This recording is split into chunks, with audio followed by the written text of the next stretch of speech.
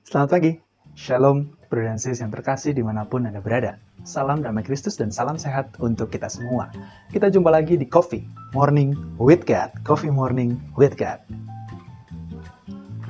Pagi ini kita akan ngobrol tentang komunikasi. Dan judulnya adalah Denger Nggak Sih? Sebelum mulai, izinkan saya menyapa Anda dengan yel-yel kebanggaan kita. 1, 2, 3, yes. Pria sejati, yes, yes, yes. Young man, yes, we can. Prudensis yang terkasih dalam Kristus menarik untuk menyoroti bahwa dalam new normal ini, kita menjadi lebih sering ketemu dan berinteraksi dengan anggota keluarga. Dan kondisi ini melahirkan dua contoh rumah. Rumah A dan rumah B. Mari kita masuk lebih dalam ke kedua rumah ini. Di rumah A, ternyata bukan cuma jumlah ketemu yang meningkat, tapi juga intensitas, ketegangan, dan kebingungan meningkat jauh. Anggota keluarga jadi lebih enggan untuk bertemu karena problem-problem yang dulunya kayaknya nggak kelihatan, sekarang menguak ke permukaan. Kesalahpahaman jadi makin sering terjadi, dan senyum makin jarang diberikan. Jadi dingin dalam rumah ya. Lain halnya dengan rumah B. Di rumah B ada gelak tawa, ada canda, ada diskusi, ada kesepakatan, dan ada pengertian, bahkan ada doa bersama. Lalu apa yang membedakan? Sederhana, di rumah B, anggota keluarganya merasa aman, penuh, utuh. Dan itu terjadi karena ada pribadi yang memutuskan untuk mendengarkan. Bukan mendengar untuk sekedar tahu, tapi mendengarkan sampai memahami. Prudensis yang terkasih, mengapa ini menjadi penting? Mari kita buka Alkitab. Di Amsal 23 ayat 19. Amsal 23 ayat 19. Dikatakan, hai anakku, dengarkanlah, dan jadilah bijak. Tujukanlah hatimu ke jalan yang benar.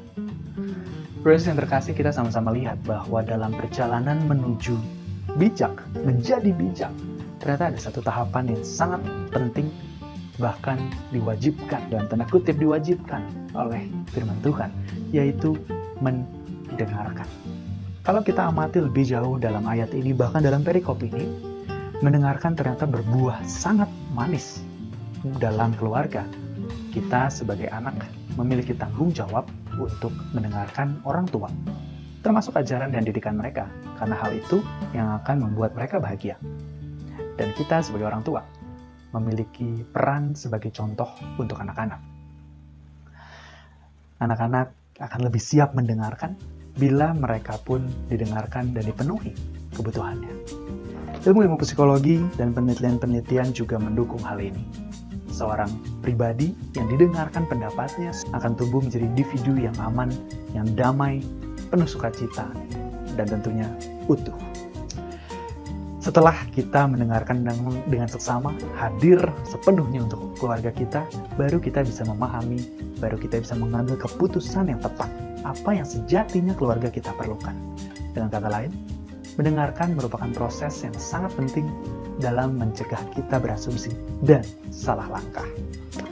Prudensis yang terkasih dalam Kristus, sebagai alumni camp CFM, mungkin Anda ikut Priskap atau Waberkat, Young Men, Young Women, dan juga Patriot. Idealnya kita telah mulai menerapkan prinsip dan seni komunikasi ini, yaitu mulai mendengarkan anggota keluarga kita. Mungkin itu ayah, atau ibu, atau suami, istri, adik dan kakak. Menariknya, Prudensis survei membuktikan tidak selalu demikian.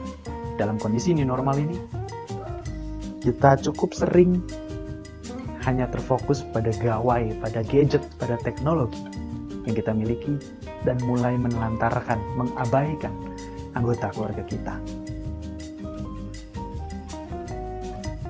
Padahal mereka pun mengalami tekanan yang sama, kebingungan yang sama, kebosanan yang sama, bahkan ketakutan yang sama. Dan disinilah peran kita sangat diharapkan. Tetap hadir dengan hati yang tulus, seperti Kristus yang penuh kasih untuk tetap menghibur, memahami, menjadi pelayan di rumah. Kita bisa lakukan dengan berdoa untuk mereka dan mendengarkan mereka. Kemudian mulai muncul pertanyaan, Bro dan Sis. Lalu apa yang diperlukan, apa yang perlu disiapkan untuk mendengarkan? Yang pertama dan terutama adalah hati yang tulus dan siap melayani. Yang kemudian wajib ada adalah bahan untuk didengarkan. Dan seringkali kita bisa gali, kita bisa dapatkan dengan cara bertanya. Coba kita mulai bertanya pada anggota keluarga kita. Mungkin tentang studinya, mungkin tentang pekerjaannya, mungkin tentang komunitasnya di gereja, mungkin tentang teman-temannya, atau acara online yang sedang dia ikuti, hobi barunya, channel YouTube baru yang sedang dikembangkan, makanan favorit, tim olahraga favorit. Banyak hal kita bisa gali untuk mendapatkan bahan untuk kita mendengarkan. Dengan bertanya, kita menyediakan ruang dan kesiapan untuk mendengarkan. Setelah paham, kita bisa mendoakan, kita bisa memberikan solusi yang lebih tepat untuk mereka. Berkaitan dengan itu, Bro dan Sis yang terkasih dalam Kristus, izinkan saya berbagi yang saya alami belum lama ini. Jadi, saya mau cerita tentang saya gagal mendengarkan anggota keluarga saya. Jadi waktu itu istri saya mau menceritakan suatu hal dan saya potong tengah-tengah karena saya beralasan saya buru-buru. Jadi saya tidak dengarkan sampai selesai. Dari situ, otomatis berlanjut menjadi sebuah asumsi, berkembang menjadi kesimpulan yang salah. Dan kesimpulan yang salah menghasilkan tindakan yang salah. Sehingga menimbulkan masalah baru. Masalah baru muncul, maka cerita baru pun muncul. Istri saya mau bercerita lagi dan saya potong lagi. Wah, berkembang makin panjang, makin putar-putar. Yang ujungnya memicu emosi. Dan kami mulai berdebat. Nada mulai meninggi, emosi mulai memuncak. Saya kesal dan saya pergi. Saya pergi kemudian saya renungkan kejadian ini dan saya mulai menyesal.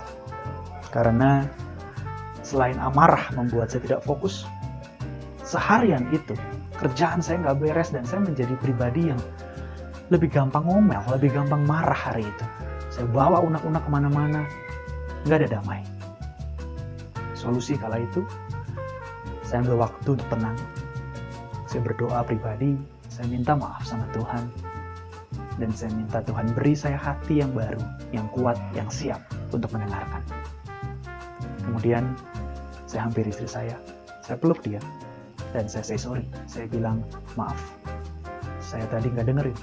Maaf, tadi saya bentak kamu. Kesempatan berikutnya datang untuk dia bercerita dan saya bisa mendengarkan.